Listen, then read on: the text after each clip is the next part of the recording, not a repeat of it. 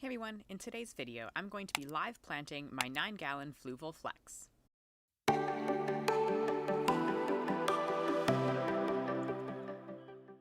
Because my tank was empty for a while, I had just filled it up with some artificial plants and ornaments, so before I get started I have to go ahead and remove those from the tank.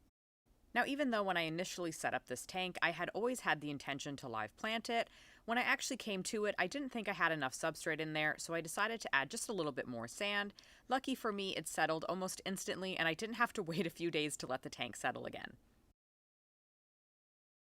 Once my substrate was added, I just went and evened it out with my hand. The first plant that I added into the back of the tank was this hornwort that I got from PetSmart. This plant can be used as a floating plant or buried into the substrate. It actually came with a plant weight on it, so it made burying it really easy. Now, to give my tank a kind of dense forest look, I decided to add another piece of hornwort in the front of my tank, so that way I would have it growing along the back and the front as well.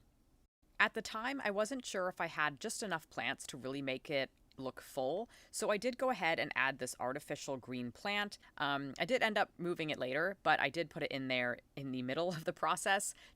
Now for me, a natural planted tank is not complete without a little bit of natural wood. My favorite type is definitely spiderwood because I love the fun shapes that it can come in, so I added a piece of this into the middle of my tank. I'm also adding this piece of lava rock that is actually being transferred over from my Betta's smaller tank because he is getting this tank as an upgrade. I then went ahead and added a piece of Ludwigia. This is a stem plant, which means it took a little bit more work to bury because it didn't have any roots on it, but I was successfully able to bury it deep enough in the substrate that it could hold.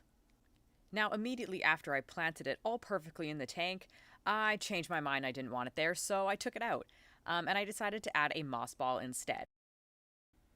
Now, as I mentioned earlier, hornwort can actually be used as a floating plant as well, so I just took a couple clippings from one of the other plants that I buried, and I had it floating on top. And here's the part that I mentioned was going to happen earlier, where I removed the artificial plant because I learned that I would not need it. In its place, I added the Ludwigia that I had previously added to my tank and then immediately took back out. Once my tank was completely planted, I went ahead and added my Betta's favorite ornament, which is this floating Betta log. When that was done, I went ahead and put the lid back on my tank and was able to turn on the lights. I put them on the brightest setting so I have the best chance of my plants thriving. I also went ahead and added some liquid plant food according to the directions on the bottle.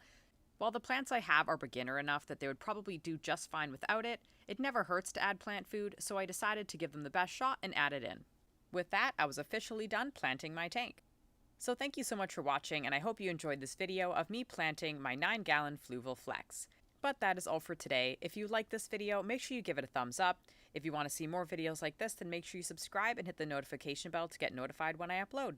I hope to see you again soon. Bye guys!